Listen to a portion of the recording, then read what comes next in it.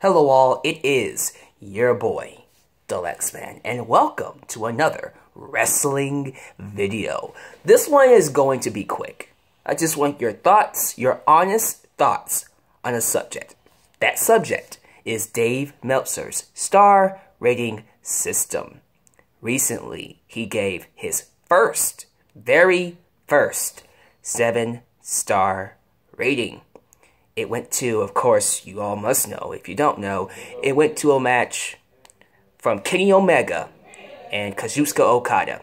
It took place at Dominion, New Japan Pro Wrestling's Dominion. 2018, a match that I saw and considered a classic. One of the best matches I've ever seen, period, in wrestling. But Dave Meltzer, based off of his rating system, is calling it the greatest match of all time. That's what his rating system tells us. Now, the question is, does it have validity? Did this match deserve 7 stars? Did it deserve to what people call break the scale? And when you think about the series of matches with Okada and Omega, if you haven't seen any of them, I do implore you to go watch it. And don't watch it because, oh, everybody thinks it's great and you have to think it's great. Watch it for your own research. Do it just because you have an idea of what people consider to be great. You know, you might not even think it's all that great. You might think it's amazing. You might call it the greatest match you've ever seen, or matches you've ever seen. But if you haven't seen any of them, as a wrestling fan, you should check it out. That is my plug.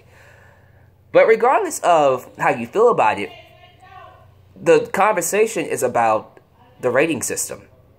Because at first, the highest you could get is 5 stars.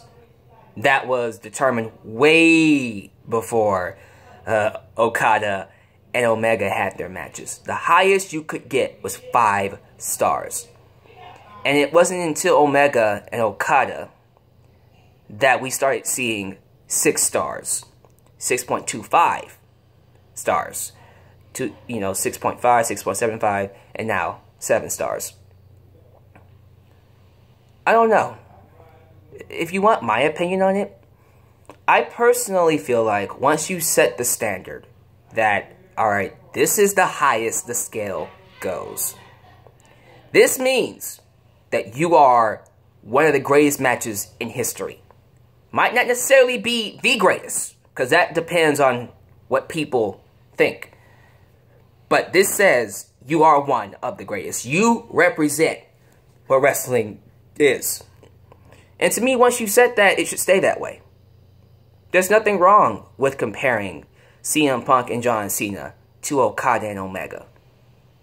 You can easily say, well, the match at Money in the Bank 2011, which is a 5-star match, is just as good as Okada and Omega. Any one of them. Okay? The match between Bret Hart and Steve Austin, Stone Cold Steve Austin, at WrestleMania 13 is just as good as Okada and Omega. Okay. But once you tell your audience that this match is so good, these series of matches are so good, it literally breaks your scale and forces you to raise the bar.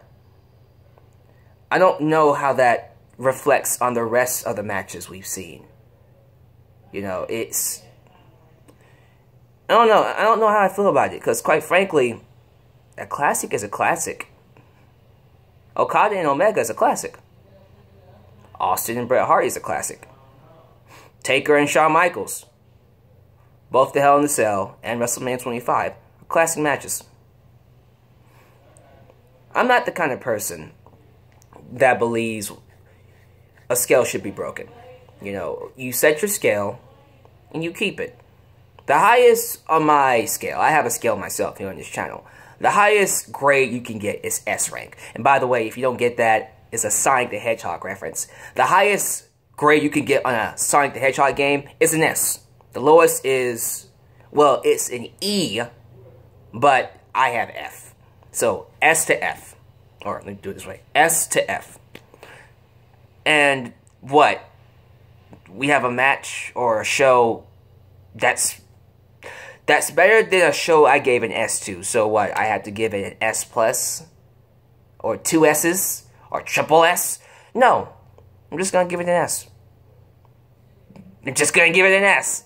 It's a legendary show.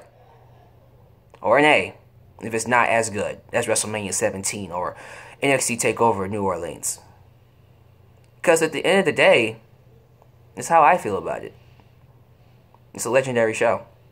But at the same time, I say that. And this is the other side of that coin. It is his scale. This is Dave Meltzer's scale. If he wants to give 7 stars, he has that right. If he wants to give 10 stars, he has that right. 20 stars, 50 stars. You might ask the question, alright, where does it stop? Where does it stop? Because now, by giving 7 stars, you not only create the question, alright, does that mean this match is really worth having 4.5 stars? And what matches in history have you graded lower than what they are, and do you need to go back and change them? But then you have to ask the question, how high does it go? Where does the scale stop? Because if another match can come along out of nowhere and get 8 stars, you know, it does make you go, what's the scale? Like, what is the validity of the scale? Maybe there is no limit. Maybe Dave Meltzer feels like, hey, I'll give it as many stars as I want. If I have a match that's 10 stars, I'm giving it 10 stars. If I have a match that's 8 stars, I'll give it 8 stars. You know, in my opinion, however you set the scale from the beginning needs to stay that way. I personally think he should have kept it at 5 stars, and then just called Okada and Omega a 5-star match. All 3 of them. 4 of them. Because they had a match at G1 Climax. Okay. I mean, you're still saying it's one of the greatest matches of all time. Or in this case, he calls it the greatest match of all time. And that's okay. But it's a scale with a standard that you set. And you're staying true to that standard. And once you break that standard to cater to another match, does that mean that your scale loses validity? Or is it one of those things where it didn't really matter to begin with? I'm just curious. I'm asking these questions because I want to get your opinion. How do you feel about the scale? Is it worth the attention that it has? People using it to determine if a match is good or not. Because you can literally sit through a match and love it, but then see Dave Meltzer give it 3 stars and go, okay, maybe it wasn't that good. Just saying. But give me your thoughts. How do you feel about Okada and Omega getting 7 stars? Do you think it deserves 7 stars? Let me get your thoughts on this. I'm very curious to start a conversation about all of this. But thank you guys for watching. I said it would be quick. 8 minutes. Look at me. Subscribe if you haven't. Like the video. Comment. Share. Do what you're going to do. And if you haven't already, if you want to be a part of your boy Deluxeman's world, you can follow me on Twitter at DeluxemanVX1. Like me on Facebook. You can donate to my PayPal or Patreon. Check out my live broadcast. I will be doing 2 for NXT TakeOver Chicago and WWE Money in the Bank this weekend. But most importantly, you can buy yourself a Deluxeman t-shirt today at Pro Wrestling Tees. But this is your boy, Deluxeman, signing off right here in your boy Deluxeman's world. Catch you next time.